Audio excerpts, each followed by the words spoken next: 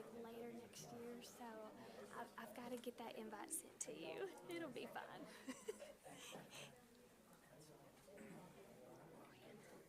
Yeah, yeah.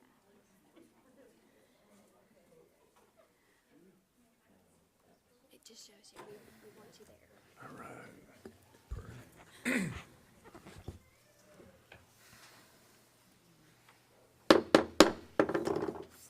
All right, guys, welcome, public, administration, teachers, if you're watching online, all our staff. Welcome to the December meeting. Merry Christmas. This is a great time of year. I love this time of year. So Merry Christmas to all you guys. And we'll get the meeting started. The first line of business is student recognition. Thank you, Dr. Naylor and school board. Tonight we've got a couple of very special awards and recognitions as we head into the Christmas holidays, and I'll just echo Dr. Naylor's sentiments. Merry Christmas to everyone. It's one of my favorite time of year, going from the Thanksgiving stretch to the Christmas break stretch. The smiles are getting bigger as we get closer to Christmas. So Merry Christmas to everyone. And with that, we'll turn it over to Ms. Caitlin Riles for the Wampus Cap Pride Awards and our student recognition. Yes, good evening, board. Good evening, Conway Public Schools. So tonight we're starting out, with our Ascending Student of the Month recognition. This month we've been focusing on the theme of Ascending with Generosity. And it is an honor to recognize Ainsley Barnett, a ninth grader at Conway Junior High School, as our Ascending Student of the Month for December. So enjoy this video of Miss Ainsley, and then Mr. Eccles, principal of Conway Junior High, will speak on her behalf, and then Ainsley will lead us in the Pledge of Allegiance. Hi, my name is Ainsley Barnett, and I'm a ninth grade student at Conway Junior High School. I'm involved in the Student Leadership Council, where I'm the head chair of the Student Ambassadors Committee. I'm also the volleyball manager of our ninth grade team. I'm also involved in the Backpack program, which gives to students with food insecurities that help fill the gaps of weekends and longer school breaks. I'm Coach Gunnels. Ainsley was a manager for the volleyball team for me this year. I had the privilege of getting to work with her. She's absolutely an extraordinary kid. She's always willing to help out. She's nice to every student, every teacher in the building, and I've absolutely loved getting to work with her this school year. At Conway Junior High School, I'm also involved in the choir program. I have made 2 national honor choirs, including SWACTA and ACDA. My teachers are very helpful and caring with me, and I feel like some of my favorite teachers would be Miss White, my choir director, Coach Gunnels, and Coach Kewen, which are my volleyball coaches, as well as Miss Jones for my English, because she's made me love and have a passion for English. Ainsley Barnett is a very helpful student. She goes out of her way to help other students in my class. When she's finished with her assignments, she seeks out students who struggle, and she is very patient in how she explains it. Even when it's a difficult situation, she does it with a smile, and it's not a burden for her, it's more of a joy. And I really appreciate what she is doing in my class. All right, my name is Mr. Brogdon. I have Ainsley in ninth grade economics class. I've been teaching for about 10 years, and one of the things that you don't see a ton of in the classroom is genuine generosity. And that's one of the things that Ainsley truly brings to not only the classroom setting, but outside of the class as well. She's a big part of, camaraderie in the classroom, giving to others, helping people with homework, things like that, but also part of student leadership, which I'm also a part of, and her ability to go in and get other students excited to help other people is just something that you don't really see a whole lot with ninth graders. So I think that this acknowledgement of her generosity is just a perfect way to show what she's really about. Generosity is the quality of being kind and generous to others as well as yourself. I feel like I have such a generous heart because I'm kind to all my peers, teachers, and admin, as well as having the feeling of helping others brings me so much joy and passion.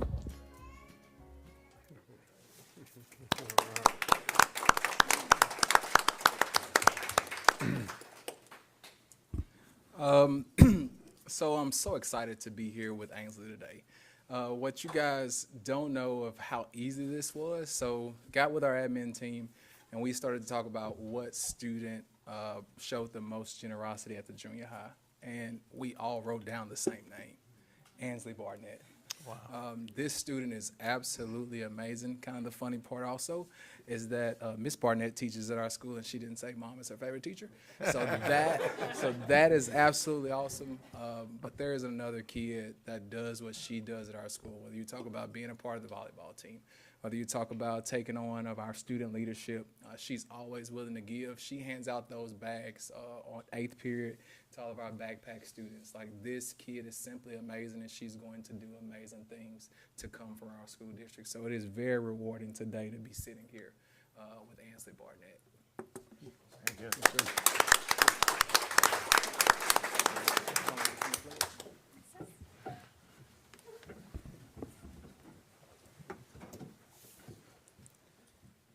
I pledge allegiance to the flag of the United States of America and to the republic for which it stands, one nation, under God, indivisible, with liberty and justice for all.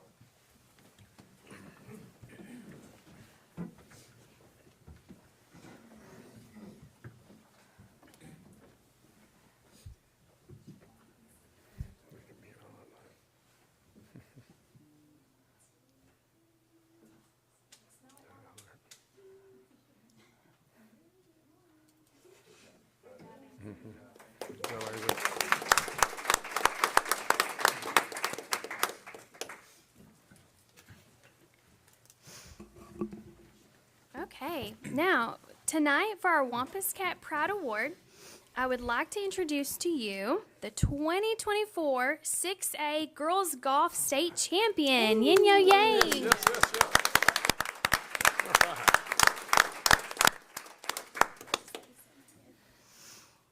On her behalf, I would like to ask golf coach Johnny Kennedy to speak. All right, thank you. I'm glad I'm here. The most important thing that you can know about Yin-Yo is she is a true blue Wampus Cat. Every day, the dedication and the hard work that she puts in for the golf team, not just herself, for the golf team, is unbelievable. And when I say that, I have seen that. It's unbelievable. She always is striving to get better at her craft, and she is. I would like to add one thing. She is not only the 6A girls golf state champion, she is the overall girls golf champion. Wow. All right. I don't know how many of you have played at Conway Country Club, but it's par 70, and Yin-Yo 2-day total shot a 142. That's 2 over par. That's good. Most of the holes, not most of them, sorry, they moved the girls back to the whites. Dr. Naylor, that's where we play, and we're not shooting 2 over. Okay, so I'm extremely proud of what she accomplished, not only for herself, but for her school, ambassador for the Wampus Cats. When we went to Pleasant Valley, she shot a 75 and won the girls' overall title by 3 strokes. What was so impressive about that is they had the grandstands that they used for the senior pro tour there. And so what a backdrop to get to play at. We are so proud of Yin-Yo.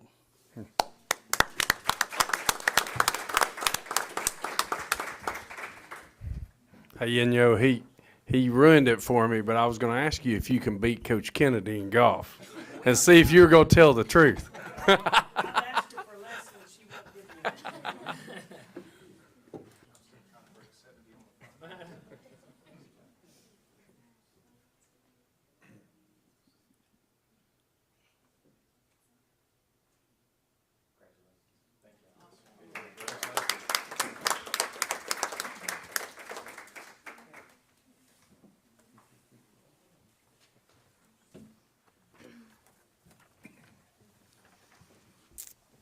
Okay, board, for our next Wampus Cat Pride recognition, we're thrilled to share some exciting news about our Conway Elementary Schools. So recently, the U.S. News and World Report released its state rankings for the elementary schools, and the results reflect the incredible hard work, dedication, and passion that our staff pours out every single day. So as we celebrate this achievement, we'd like to invite our elementary school principals to the front to be recognized for their leadership and the incredible efforts of their teams.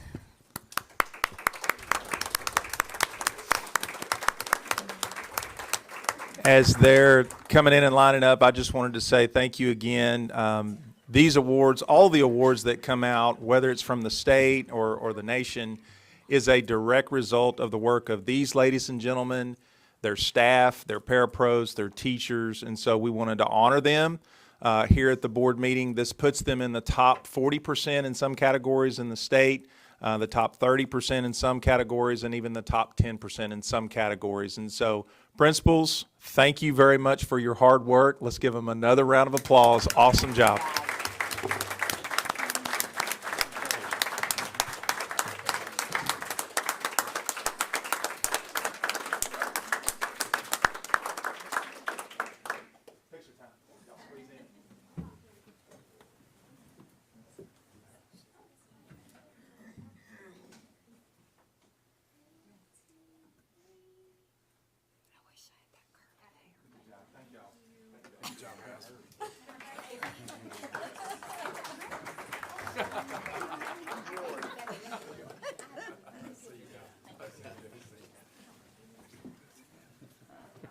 I was going to say before the Eccles left, we saw who the best Eccles principal was up here, right, Karis? All right, all right.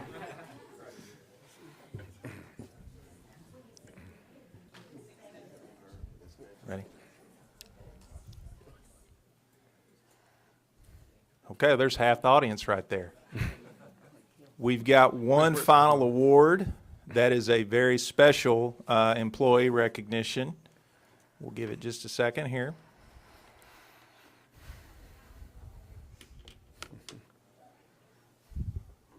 Okay, we have another state-level recognized Employee of the Year for the state of Arkansas, and I'm not going to steal their thunder. We are going to welcome members from the AAEA, Mr. Mike Mertens and his team. I'll let him introduce them and then share with us a very special award and recognition for another district employee here in Conway Public Schools. Mr. Mertens.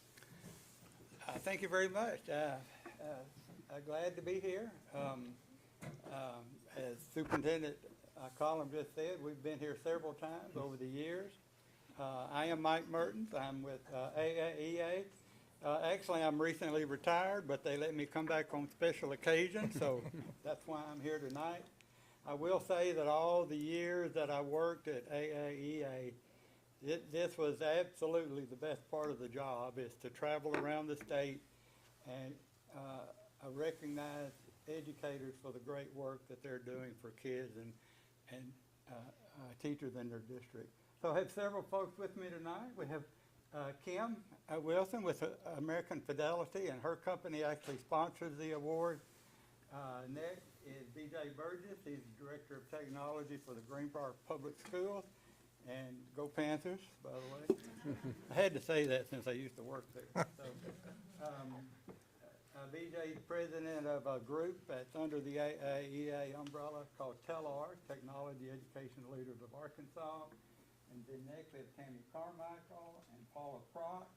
And Josh is here somewhere. Josh, they're from Light Touch. They're going to be taking some pictures. So with that being said, I'm going to turn it over to BJ Burgess to make the presentation. Thank you, Mr. Mertens. It's good to be here tonight. As Mr. Mertens said, I'm representing TELAR, Technology Education Leaders of Arkansas. So if you haven't put the puzzle pieces together yet, we're awarding Mr. Joel Dean tonight. And I can speak just for a couple minutes on Joel.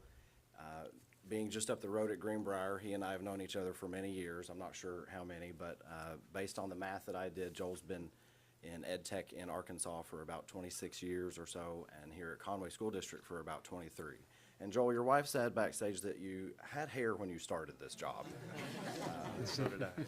So Joel currently serves on the TELR board with myself and a few others. We're dedicated to providing professional learning opportunities to technology leaders in Arkansas. And we've co-presented at conferences before, working together on the board. Joel is always the first to volunteer when we need somebody to do something. I can speak to just, in addition to his professionalism, he's just a super nice guy. He's a great guy to be around. Always somebody you want on your team. And as far as this award goes, the committee looks at several things like leadership and innovation, involvement in the education technology community, and Joel fits everything that we looked at in our criteria. The ideal candidate would be somebody that epitomizes servant leadership and is dedicated in their job to making sure that the technology initiatives in the district are aligned with the district's overall mission and vision. And to do that properly, that takes a lot of teamwork and collaboration and just compassion and passion for your job. So we saw all that in Joel's application, and this award just kind of further confirms his dedication to his job here at Conway as technology leader. So with that said, Joel, would everyone please help us recognize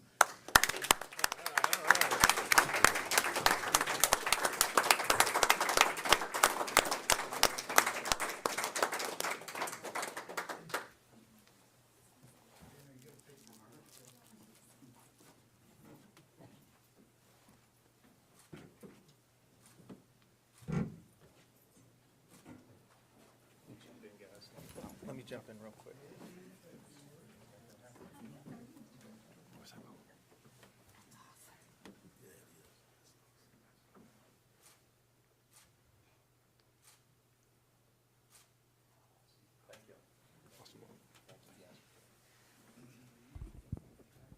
You want to say anything?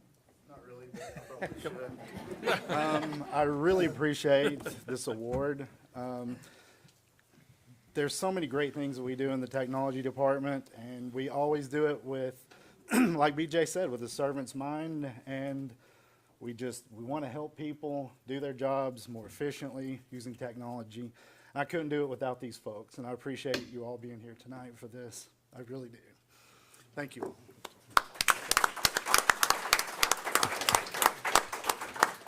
So Joel's plaque, Arkansas Technology Director of the Year for 2025. And it's presented in recognition of your commitment towards advancing technology in education and providing better opportunities for students of Arkansas. Congratulations. Great job. If it's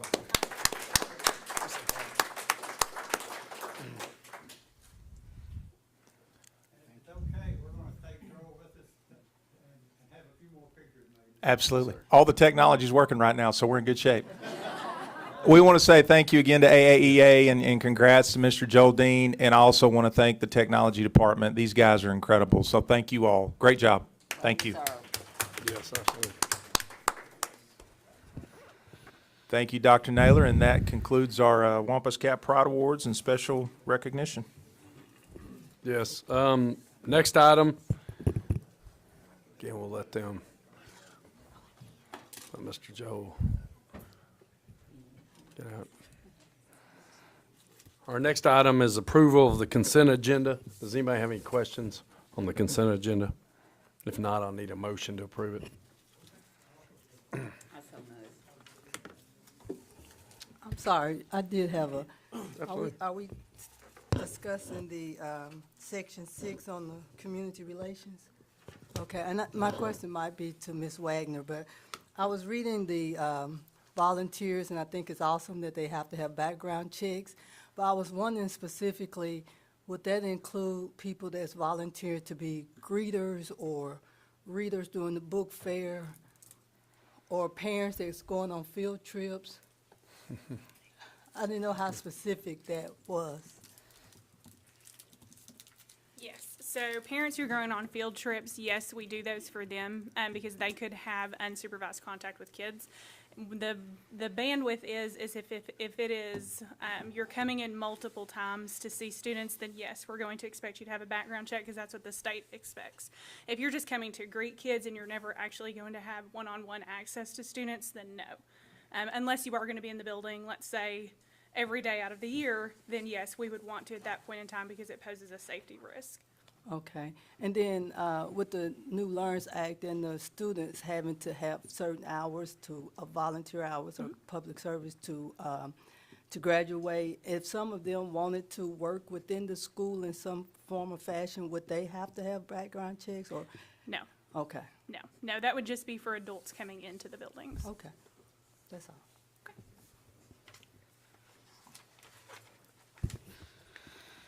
Thank you, Ms.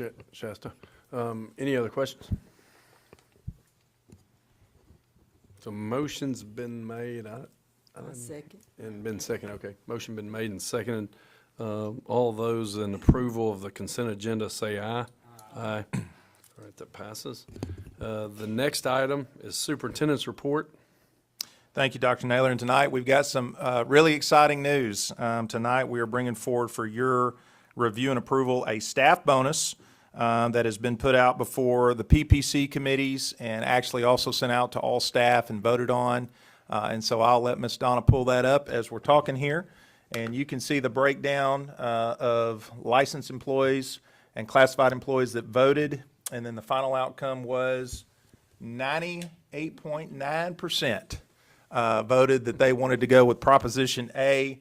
And Ms. Donna, if you could pull up Proposition A for us, Proposal A, is that you have a tier system breakdown.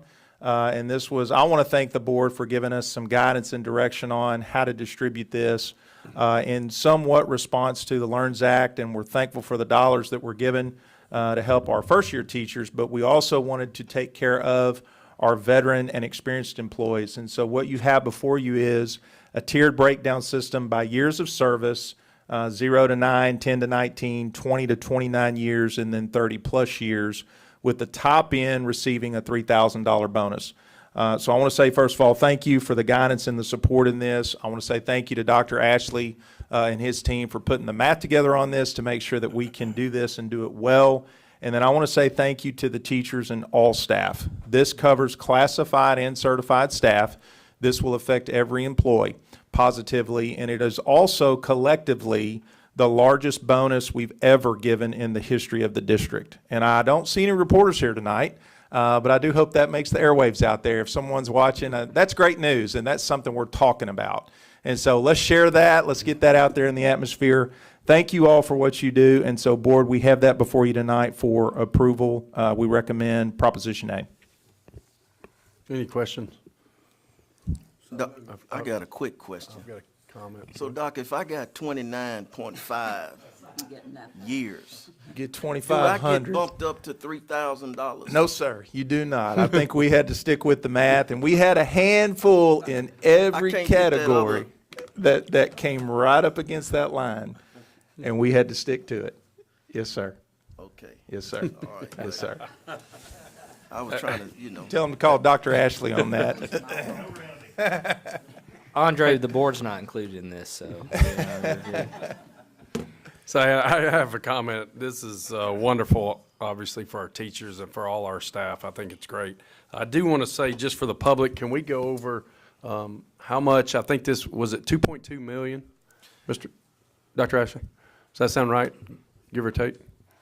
And for their, and where the money come from?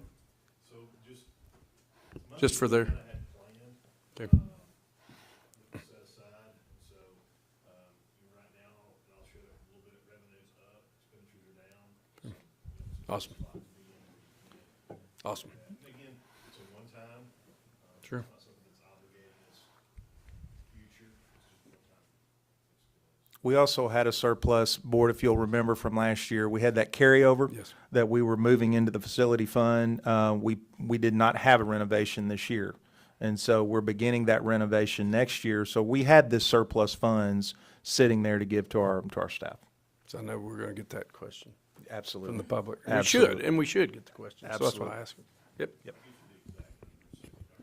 Okay. I appreciate it. Any other discussion? Okay. Need a motion and a second. I'd like to do that since I like teachers. Absolutely. Yes, sir. Deserve all they can. Absolutely, they do. And I'll second it, because I All like right. teachers. Motion been made and seconded to approve the staff bonus proposal. All in favor, say aye. Aye. So that definitely passes. Again, that's a wonderful thing because Thank you, Board. our teachers do a great job. And just again, Our for the staff. public, this will go out, if not in the payroll, before we go on Christmas break, this will be distributed. Paper check. And we'll send an email out with all the details, but thank you again, Board. All right, next is the district financial report. That'd be you, Dr. Ashley, again. 2.4. Okay, thank you. Thank you. All right, as you look on there, one of the things that we just talked about is expenditures and kind of comparison. When you look at the 2024 to the 23, expenditures are down, both that period and compared to prior year. So, right there, when you look at expenditures from this current year, which is about 36.9, last year we were at 39. So, there's your savings right there that can be put towards that. And then, same on the revenue side. If you look on that third page, kind of shows you the breakdown of where we are percentage-wise. We're 42% done with the year. Revenue is coming in ahead of our projections, and then expenditures are behind our projections, which is what we want. It's the direction we want. And then that last page there gives you the revenue and the percent change from this current year to prior 2 years. And most of those, the property tax, overall revenue is upped. State revenue and local revenue is a little lower. Those kind of come sporadic. And then the bottom four there on expenditures are all lower than the prior year. So that's what we like to see. We like to get more money and spend less. So anytime we can do that is a positive thing. So Yeah, absolutely. And if we mess up the public's money, we'll all be going. that's right. So, yeah, we'd like to keep that squared away. Appreciate it. Does anybody have any questions? Just really a comment. I would suspect that, and you can correct me if I'm wrong, but the assessment value increasing probably helped It us helps. a bit Yes, sir. too It helps. with that property And tax. I think Dr. Combs has mentioned this numerous times. That sweet spot is when your assessment is going up and your enrollment is going up. And our enrollment's just kind of bounced. We're kind of even, but our assessment has gone up. And that assessment helps us in the sense that, each year a teacher's given based on the salary schedule a step to a certain amount. And so that increase in assessment basically helps cover that automatic raise that most of our teachers and employees get every year. And I'll add to that, raises that are above and beyond that normal step raise, you want to tie that to growth, property value growth, and that student enrollment growth. If either of those are stagnant or declining, you need to sit still. And so that's why we went back and looked at what can we do in terms of a bonus. We've got to take care of our staff. What can we do in terms of a bonus that's healthy, that kind of continues that, almost, more than what they would get in a raise. But then when enrollment picks back up or just gets above that flat line, then we can start looking at what we can do with raises above and beyond the normal step raise that they get, or education increment as well. The other thing about the bonuses that some people don't know is they actually goes into your teacher retirement too. So if it's $3,000, it's going to appear on your teacher retirement that you made $3,000 more than your contract said. So that's going to help you when you get towards retirement. On a $50,000 salary, do the math, it's about an 8%, what is that, 8%, less than 8%, somewhere between 6 and 8% of a raise, which is very healthy. If you look at a 2-3% raise on a $50,000 salary, you're looking at about $1,000 a year. And so the lowest bonus that was given was, I think, $1,000.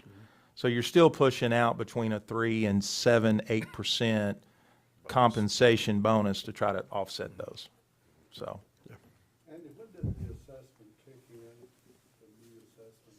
So it'll be the next, that'll be you're always a rear in the we're behind, a year behind. Last year, it came about last year. Yeah, but so then it'll be, before we actually accrue that, it's almost 2 years before we actually start seeing the actual. So we're gonna see some. It still should continue to increase, yes, sir, it should still creep up, You yes. know how much I don't, no, sir. overall gain? I can get it, but I don't know it off the top of We've my got a 10-year trend we can get to you. Yep. That shows the last 10 years, and you can even look at some projections. Yep, I can get that for you. Anybody else have any questions? If not, I need a motion to approve the financial report. Motion been made and seconded to approve the board financial report. All in favor, say aye. Aye. Passes. Next item, Dr. Ashley and Mr. Eric King. Come on up, King. So one of the areas, and so I really feel blessed tonight. I've had Joel in my team, which got honored, and then now getting to talk with Eric here about school safety. And so, man, they make my job easy because they do such a good job at their job, but also at their people, with their people. And so Eric, just, you guys know, I mean, he's a Conway guy, completely understands this community, understands what it takes. And we lean on Eric a lot, not just on school safety, but all kinds of different things, because he's such a valuable person to us. And not only that, he's a great guy. And so you can pay me when we get done. So some of the things that when I came that Dr. Cullum and Mr. Black tasked us with are doing these drills. Mr. Black started those. He had their, or when I was here, he had the first citywide drill, and then this year, Eric and I were really involved, and he also pressed us to do a reunification drill. And so we did that at Ruth Doyle, and we've got another one planned for the spring. But I'm going to let Eric talk to you. He can talk about school safety all day long. We've only given him 3 to 5 minutes. So if he goes over, Dr. Naylor, dong him. I appreciate it, and thanks for the kind words, board. Good evening, Dr. Collum. Good evening. Just glad I wasn't made to wear Bevo outfit up here this evening, so I'm shocked over that. So, but no, just going through the safety and emergency protocols that we have here in the district. Of course, anybody that knows anything about safety knows that it's a lot of things fall under that umbrella. And then also it's just a revolving door. Things change each and every day in this environment. And to echo what Dr. Ashley said, the foundation was kind of set when I got here with the citywide drill, where we brought all the first responders in, and we had the first ever citywide drill at Julie Lee Moore, and it went off great. I mean, for our admin to see what these first responders do when they have to answer that call is pretty impressive. And so not to only see that, but then just to see the aftermath piece of it, about when, we get to where we need to as far as an incident command center and some of those things. And plus we get to eat good food too. So, and then anytime you have I got there, I kind of got at the end of the planning stage of that, which, like I said, the foundation was set. So I knew I had to up my game a little bit because Mr. Black, I didn't want him to totally beat me on this. So the next year I brought a helicopter in. So we landed a helicopter over at Simon, and just to kind of give it that feel of, really, if you've got all those teachers and stuff watching what's going on, that they just have that, it's that awe factor of, man, if this really happens, you are going to have several fire trucks. You're going to have, several police cars, and you're going to have, hopefully not, but possibly a helicopter landing out there for different reasons. So, and then we've got such a great relationship with our first responders. I've had them in some of our meetings talking about, CPR stuff, along with Stop the Bleed and some other things that we do. And then I can't say enough about our SROs. I can brag on SROs all day long because I used to be one, and I love what they do. I think we've got some of the best in the state. Sergeant Worley and his crew does just a fabulous job of taking care of each one of these campuses. And one thing I'm proud about Conway is we don't do this to check a box. It's not about checking a box. It's about doing it and doing it right. But we can always improve. And I think that's one reason we train, is so we can always improve. So I'm going to go up just to a few slides here. And I'm going to be real quick, I promise you. But some things that we look at, and just some of the things that we're doing currently. And again, these things were already here when I got in place. It's just one of those things that we have to, because of it's all involved. And, you know, Joel was here and talked about how much I work with that technology team on a day in and day out basis about cameras, you know, access control, all kinds of stuff that we deal with each and every day. So you look at the physical security measure piece. Like I said, you got access control, you got surveillance cameras, you've also got just our security personnel. Like I said, I can brag on these SROs all day long. They do a great job. And for them to be present, I think that's the big key, is for them to be out in front of the kids. You know, when things are going on before school, at lunch, after school, I mean, I think it's very important for these kids not only to see. Sometimes I think we got away from the old aspect of school resource officers. Back in the day when I used to train it was, you know, we're coming in to bridge a gap between law enforcement and the youth. Well, now, since about 2008, we really got into this mode where we were talking about active shooters and how we respond to those things. And so now everybody, when you hear the word school safety, that's the first thing your mind goes to, is an active shooter. Well, they don't understand what all we do. I mean, and I say we, it ain't me. It's what all those guys do on a day-to-day basis. And so it's very, you know, being in classrooms, talking to kids, building those relationships, because I promise you, that kids want to go home just as much as parents want them to come home. So they will tell you things. You just have to bridge that gap, and you have to be able to open some of those doors for you. So the physical aspect of security, the emergency, the preparedness that we do from our emergency response plan. When I got here, we had one plan. And I can remember when we did that plan, one plan, each district had their own, or I'm sorry, each building had their own little plan that they had. It might, some pages, I mean, some campuses might have 3 pages, some might have 33 pages. So what I thought, and just from looking at some of the training that I've been involved, we're going to do the same thing at the high schools that we do at Julie Lee Moore in case we have an emergency situation. So we need to make one district-wide plan. And so that's what we came to. We came to one district-wide plan. And then not only in that district-wide plan, we also got an athletic event plan too. So Coach Hughes and that staff, one thing that was kind of one of my things I really worried about when I first got here is we always talk about what happens between 8 and 3:30. We've got so many things that go on after school that we have to have a plan for that. So one thing that we do at each home game, we got an athletic event plan, but at each home game, we meet with the AD of the other of the visiting team. We, of course, wish them luck, but in the process, we also let them know where they go in case of an emergency. So we let them know where their team goes, where their spirit groups goes, where their fans go if they want to, if they just don't run to their car, where their band goes. So we let them know where everybody goes. That way there's no hustle and bustle. They have a spot, and they can be told where that spot is. So that's a big plus. Another thing is that we do a great job on drills. I didn't realize, you know, I've just been taking kind of for granted the old fire drill and tornado drill that we always used to do. Well, now there's all kinds of other drills that are involved in the day-to-day deal. So we've been doing those drills. Like I said, that citywide drill was huge. This coming up year, again, we'll step it up. I don't know how we get bigger than a helicopter, but we'll find something. And the reunification drill, I'm going to show a video at the end, a short video of the reunification drill and how that worked. But I want to say kudos to every one of these principals that have dedicated their campuses for these drills. I mean, that reunification drill, that was, I thought, how in the world are we going to get through this? But we did, and we did a great job. And they did a great job, and kudos to those kids, too.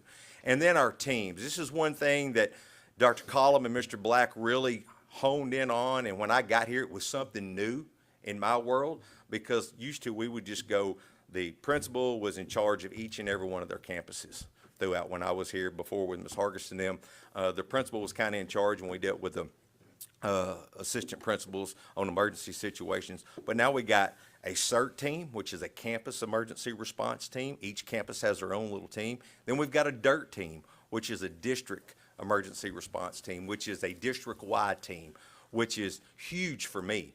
It's a helping tool for me. It's like I tell Sergeant Worley all the time, there wasn't a guy that I could answer to at the school level because we all answered to the principals at the end of the day.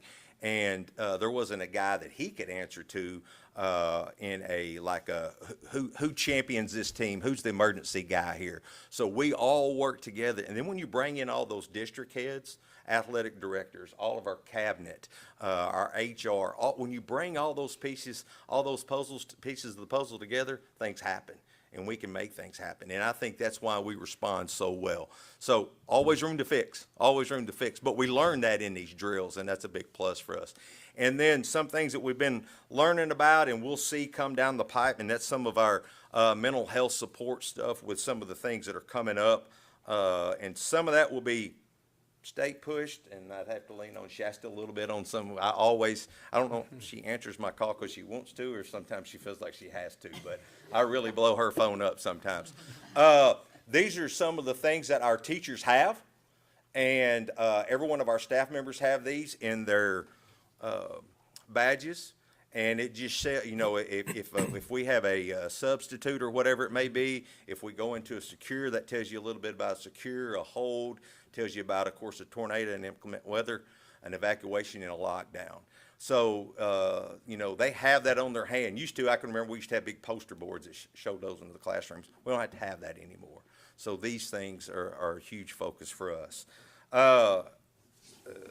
Get down to the next one. Some things that we're focusing on. Again, we want to always upgrade what we have. That's just the goal. I mean, we want to get better, and the only way to get better sometimes is to look at the equipment we have. Sometimes we have to place old equipment with new equipment, and it's like everything else. Things are coming out that are bigger and better. I love what Dr. Ashley told me when we first got into this. He goes, let's don't really jump on the first item, because it's going to be like that old VCR. It's going to get cheaper, and it might get better. And so we have seen that happen with a lot of these things. So we got a great, like I said, great relationship. We'll see that partnership as it grows. Also in the mental health resources, I lean on our special ed department quite a bit in things that we do. And then just staff training. And I think they do a great job. Our principals meet with their CERT teams once a month. These are some things that are mentioned, safety issues, whether it be just a small thing like remember to lock your doors. You know, I'm big on if you see something, say something. And that's not just from our kids, that's from our faculty members. I think that's huge. So when you look at that, I really want to make sure that we hone that in, but also throw a little bit of other piece in there too. Not if you see something, not if you didn't say something. If you hear something, let us know as well too. So I think it's golden. Our communication on emergency situations, you can always get better, but we do a great job of communicating all down. I get a call all the time if something minor happens, and that makes me feel good, not because something's going on, but because they open up, and nothing is a secret, because we don't want it to be. So that's the only way we can fix things, and we'll make sure everybody's safe.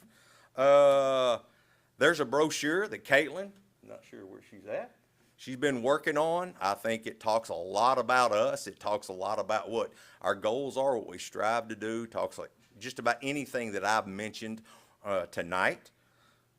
And then kind of our next steps, but I do want to make an announcement, and I'm not really good at these, but I will say thanks to Caitlin, thanks to the hard work that Ms. Riles did on this webpage, we have got a safety and security webpage that is coming out that's tied to our Conway Schools page, and so parents can go in there, look up what our protocols are, look up what we do. If they see this, they'll recognize some of these icons and signs around here. So kudos to her for doing that. And again, thank you all for the support that y'all give. And thank you so much for, you know, everything that you do for the district, because I know safety is as much on your mind as it is mine. So. I just want to add, you know, board, when we talked about this position a little over a year ago, it was, is there someone in the district that when they wake up in the morning, they drink their coffee before they come to work, what do they think about? Is it school safety? And you can go around the district in all the different positions, is who is honed in on that department or that issue. And so having Eric King come on board, you can tell his passion is there, the knowledge is there. He's taken some things that we've talked about doing, Mr. Black and I, over the years, and he's made them come alive. He's implemented them well. His network in the community has been incredible. And so to look at how far we've come in just 1 year is incredible. I'm very excited about where we're going to be in the next 2, 3, 4 years. I don't know how many helicopters you can land out there, but I think it'll be fun to watch. We can get something, I promise you. But you have a website, you have these teams on place on campuses, you've been recognized at the state level with what we're doing in school safety. And so, Eric, thank you. Dr. Ashley and your team, and I know we've got some SROs out there and Mr. Black as well. Well done. Well done. So, board, any questions or comments for Mr. King and Dr. Ashley? I've got a comment. What I like to see is that you're taking this initiative to put all emergencies together. Instead of, when I grew up, it seemed like you had fire drills were separate from tornado drills, were separate from other things, right? And so if you make it all one piece and you follow the same plan every time, then there's no confusion as to what you're doing. So I think that's delicately and accurately put together. So I commend you on that and your team for putting that together. And, I mean, that's fantastic. Appreciate it. He does a great job at safety, but he's good at other things too. I appreciate I was at a ball game several weeks ago when it was cold, and I didn't bring a blanket. And Eric's walking by, and he looked and spoke, and he said, "How are you?" I said, "I'm freezing to death. I need a blanket."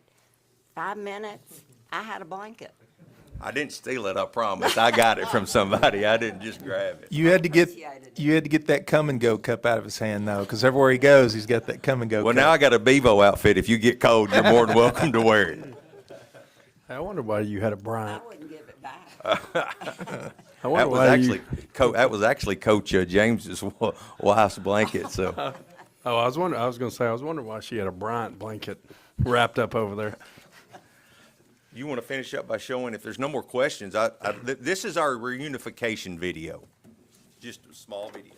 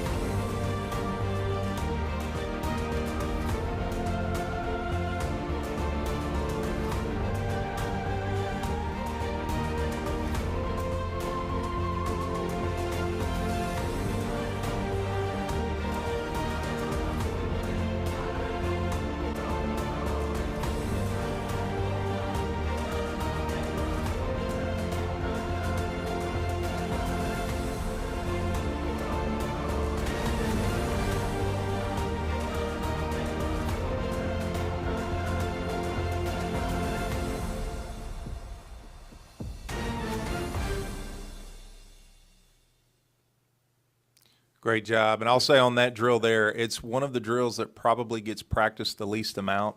Tornado drills, fire drills are pretty common. Lockdowns are pretty common. But to do an entire site reunification drill, it's a lot. You're moving a student body from point A to point B. There's a lot of logistics. And so we've done it. We did it well, and I know we'll continue to do it. So, Eric, thank you again. Great job. Thank you. Thanks, Mr. King.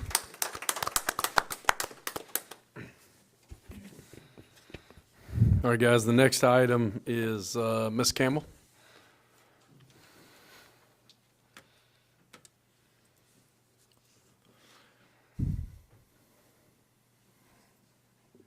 Good evening, Board, Dr. Cullum. Unfortunately, I'm not up here to land airplanes, but what really kindles my fire is teaching and learning. And what I was thinking about is that would never be possible without the work of Eric, the SROs, and so he's got me fired up tonight. But what I'm actually here to discuss is We're grateful that we have staff that step up via PPC and calendar committee. So another one of the votes that we had earlier last week was on our calendar for next year. In the world of HR, it's been chaotic and joyous at the same time this year.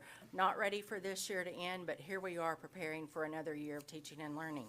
So you have all the links at your fingertips.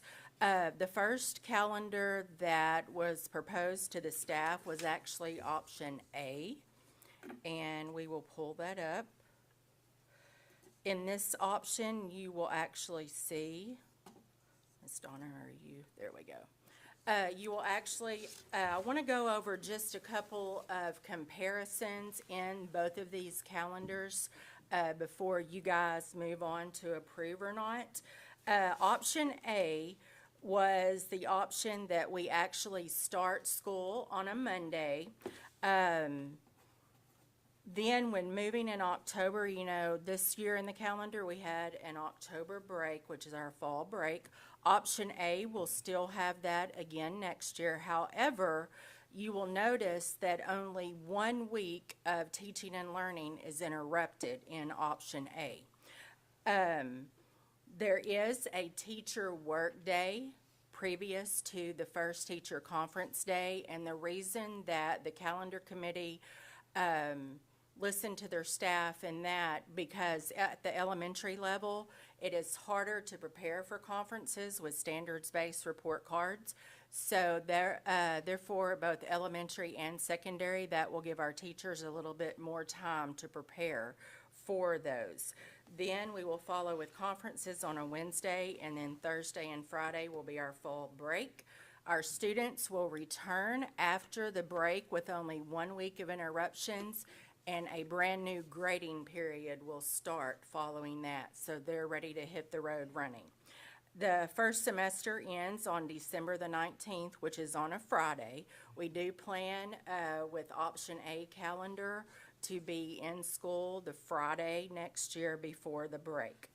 Then moving on to February, once again, we are only busting up 1 week of instruction with that extended break. However, the following Monday of that week actually butts up to President's Day, and so therefore that would be the only reason that our students would have a day off in that week. And then we would have an April break, which that would be on Friday, April the 24th. School would actually be ending on May the 22nd, provided no inclement weather for students and staff. By law, we have to have 5 makeup days made up in our calendar. That would be the yellow that you're seeing on those options there. Any questions on option A? Okay, let's move on to option B. Ms. Donna, if you don't mind, could you pull that up? I've got lots of screens open here. Okay, so on option B, I'm sure that you guys have studied this current year's calendar. It is very similar to that. However, the differences in option A and this option B would be the school year would actually not start until Wednesday in lieu of the Monday on the option A. The conferences and the fall break would remain how they are this year, therefore interrupting 2 weeks of instruction. The teacher workday actually would follow the conferences and not really give the teachers a time to prepare. They would have to do that on their own leading up to conferences. End of the first semester would be Tuesday, January 6th. And so therefore, when your student left for the holiday break, which is roughly over 2 weeks, they would still be in the current grading period when they returned. And so that would be a major difference in that calendar. Moving on to the February break, we would have, once again, parent-teacher conferences would be on a Thursday. Our students and staff would be out on Friday and Monday. And then our teachers would return for a teacher workday. There would be no break in April at all on this option B calendar, simply because we have to look at minutes of instruction with the option B, with us starting on Wednesday. We don't have the time to allot for the required minutes of instruction to give a break in April. And moving on to May, same release date, and then we have the makeup days at the end. Questions on option B? I just wanted to add that PPC was instrumental in looking at both of these and Absolutely. tweaking a lot of this to come back to, I think you're going to show the results, Yes, which sir. if you want to go ahead and pull that up as I'm talking. One of the talking points was, did we want to start on Wednesday or Monday? And so Ms. Campbell has kind of shown you the difference in that. And I believe, I won't steal your thunder, but which option did they pick, Ms. Campbell? Option A. So knowing that Wednesday was a possibility start date, they still wanted to go with option A. So just wanted you guys to see that that was an option on the table. Yes, sir. But for good reasons, they wanted to go with option A. So. Yes. Any questions, board? Okay, thank you, guys. Thank you, Ms. Campbell. I do need a motion and a second to approve the calendar option. I'll make a motion to approve calendar option A as presented as the official calendar for the 2025 and 2026 school year. Motion been made and second to approve calendar option A for the next school year. All in favor, say aye. Aye. Passes. Next item is personnel approval. Any questions on that? If not, I need a motion.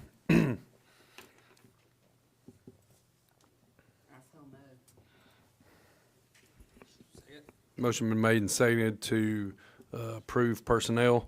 So all those in favor of personnel approval, say aye. Aye. That passes. Anybody have any comments, questions, board? All right, if not, we will go into executive session. Thank you. They're calling me, it's going off, he's calling me.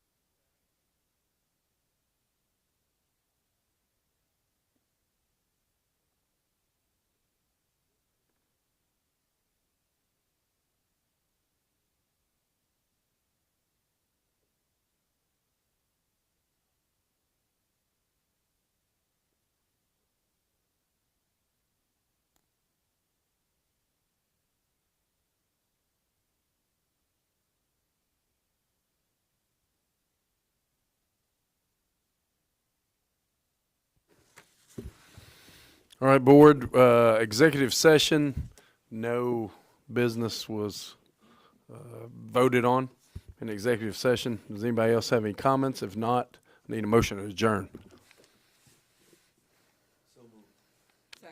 All right, we're adjourned. Thank you. Appreciate you guys. Merry Christmas.